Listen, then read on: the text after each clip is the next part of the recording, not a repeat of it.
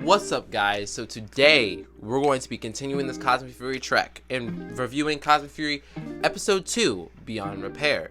This is a direct continuation off of the first episode. They literally mentioned the episode that all the stuff that happened yesterday, the previous day, and I'm super excited to get into this with you guys. And yeah, leave a comment down below telling me your favorite part of this video when the video is done. Leave down your favorite character in this episode and your favorite moment. So yeah, and I just want you guys to remember that you're in the zone, the super zone. Cue intro.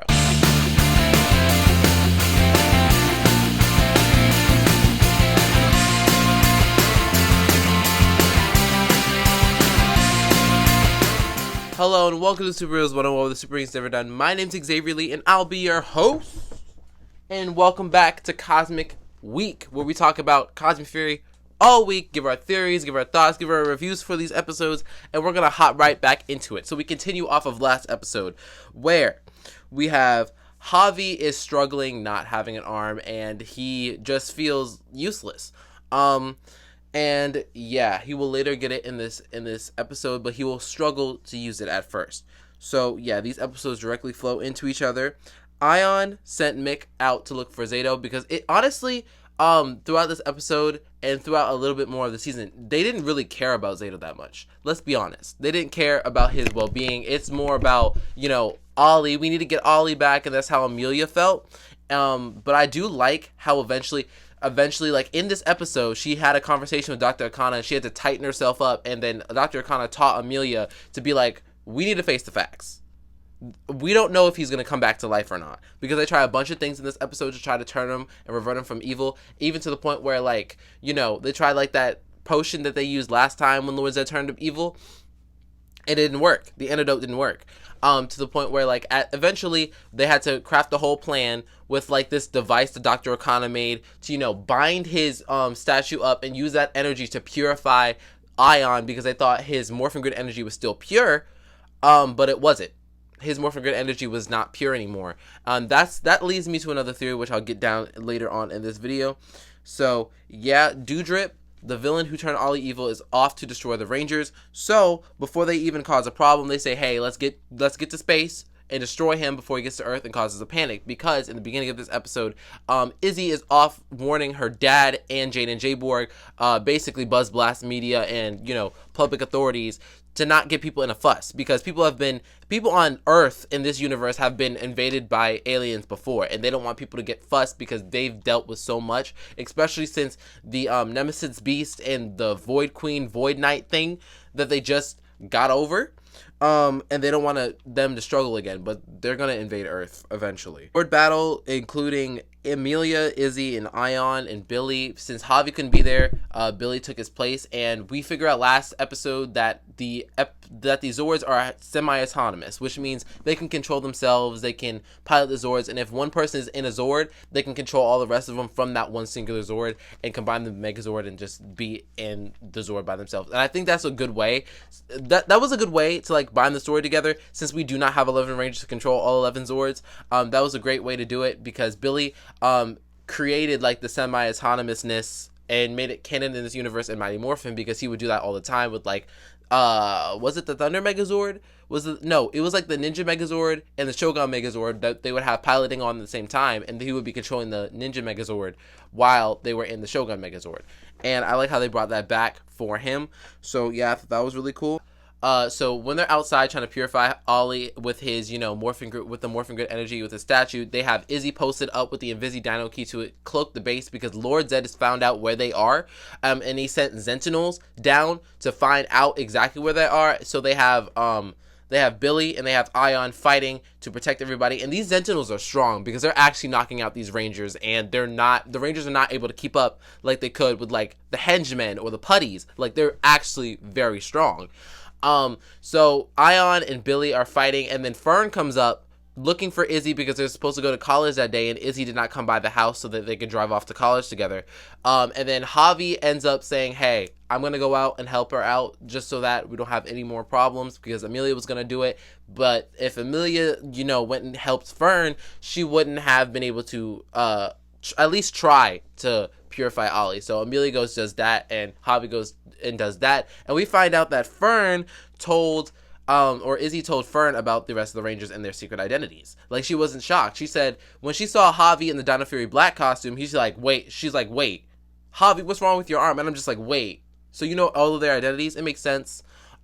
Izzy and Fern are in a relationship, so it makes sense why they would share vital information and stuff like that. So Javi hides Fern on the ship to keep her safe and out of harm's way. So they tried the whole purification thing in Dinohenge under the Invisi-Dino Key shield. It doesn't work. And it causes an explosion, and it causes them to reveal themselves. And that's when Lord Zed comes down and says, I don't know your weakness, Cranston, but I know these Dino Fury Rangers' weaknesses. And he goes and crashes down each one of their statues except for Blue. And he makes Blue, Ollie, his evil ranger. And the rest of the Rangers are forced to retreat inside of the base because they don't have powers anymore. And they cannot combat Lord Zed without any sort of power. So, yeah. One thing I wanted to note is that, like, I keep forgetting that this Lord Zed and Dino Fury Lord Zed are the same person because they had different voices. I feel like Andrew Lang's voice in Dino Fury was a little better. I do get used to hearing this new voice actor, and he's actually pretty good at the voice, and it fits, like, some of the sillier scenes. But I do kind of miss Andrew Lang, and I wish he stuck around. Sadly, he didn't, but new guy, whoever your name is, doing this voice, you're doing absolutely fantastic. So yeah, he destroys their links to the Morphin Grid.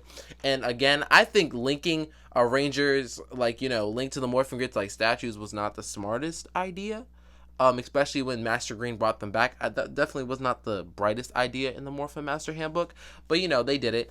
And then, they're forced to go into the base and retreat. And then Lord Zed is about to take the Mega Squidrel, which has a drill on it, and it will drill into the earth and go into the base. So they're forced to press the sacred button that was mentioned in the beginning of the episode, that teleported them off-world to a planet called Eridus that has similar air qualities and likenesses to Earth, similar gravity levels and stuff. But the only difference is it's 30 million light years away from Earth, so they can't really protect Earth from everything that's happening, which is going to play a big role in the very next episode. So the Rangers are just like, hey, we may be 30 million light years away, but we'll figure out a way how to, you know, combat this and get back to our friends and family and save the Earth from its countdown to destruction.